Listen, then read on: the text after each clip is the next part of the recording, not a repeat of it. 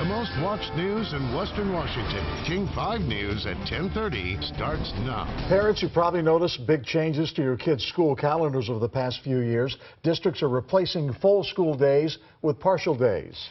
Educators argue that funding cuts are behind these changes, but is that the whole story of why school's out?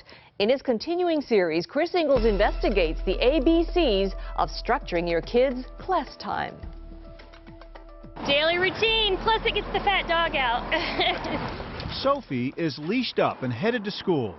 Rachel Teodoro says too often the daily dog walk starts early. There's just so many disruptions throughout the school year. To pick up her children from an early release day. I'm noticing a lot of times that my son will say, well, we didn't do anything today. Elementary schools in Fife have 18 half-days or days off, in which routine school hours are used for teacher training or student conferences. Hey guys, how was school today?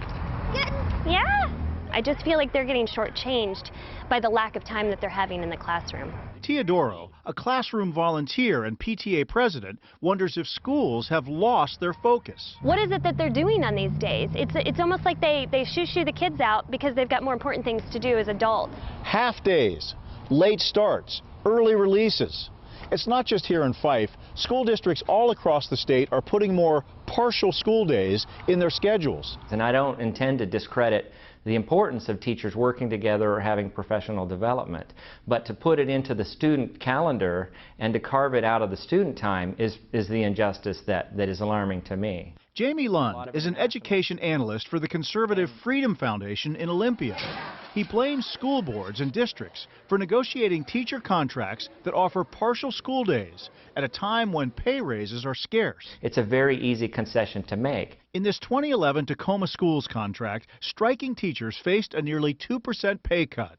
In their counteroffer, the teachers union asked the district to convert 4 full student days to 4 half-days, which results in teachers working fewer hours in the classroom for the same pay. Because like any employee, if you got to get paid the same for a lighter workload or a more convenient workload, that's a benefit. It's not an attempt by teachers to work less. The president of the state teachers union says the contract language is not about giving teachers a better deal. Over the last couple of years, they cut $2.6 billion. Mary Lindquist says cuts by lawmakers stripped away 3 days of state-funded training each year for every teacher that occurred outside of school hours.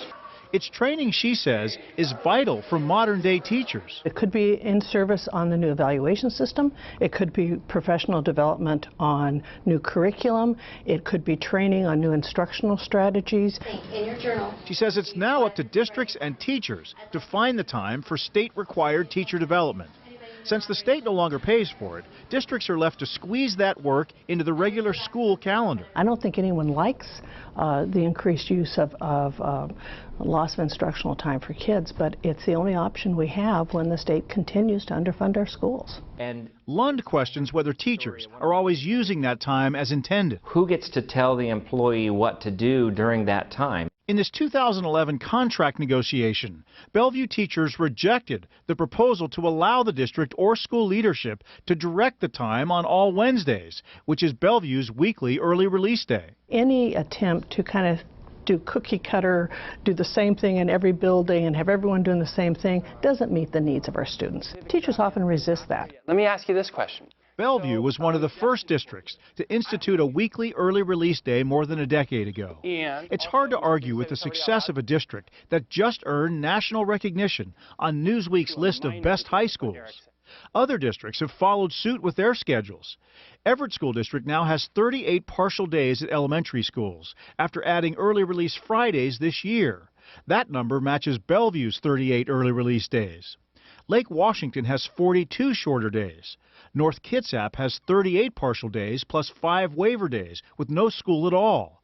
And South Kitsap logs 49 partial school days each year. I do have concerns about half-days becoming institutionalized. Executive Director Ben Rarick says the State Board of Education has watched this trend anxiously, worried about the impact the weekly disruptions could have on grades. He says the only way to get rid of them is through more funding from the state. If nothing happens, I fear that the proliferation of half-days will continue. I don't feel like there's a whole lot that happens on a half day, and it makes me really question where our educational system's going. Chris Ingalls, King 5 News. Now, even though lawmakers are trying to come up with more education money during a special session in Olympia, insiders doubt that it will have much impact on those partial school days.